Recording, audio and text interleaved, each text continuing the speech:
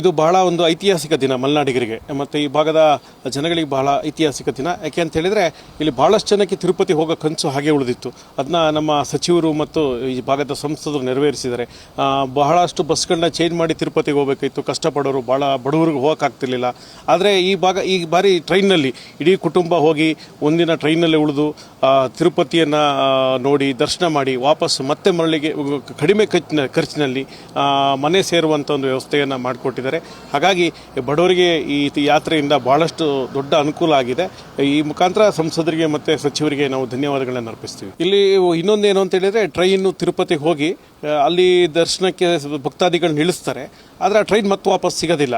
ಹಾಗಾಗಿ ನಮ್ದು ಇನ್ನೊಂದು ವಿಶೇಷವಾದ ಬೇಡಿಕೆ ಏನು ಅಂತ ಹೇಳಿದರೆ, ಅಲ್ಲಿ ಹೋದವರಿಗೂ ಕೂಡ ಮತ್ತೆ ಟ್ರೈನಲ್ಲಿಂದ ಮತ್ತೊಂದು ಸಿಗುವಂಥ ವ್ಯವಸ್ಥೆ ಆಗಬೇಕು.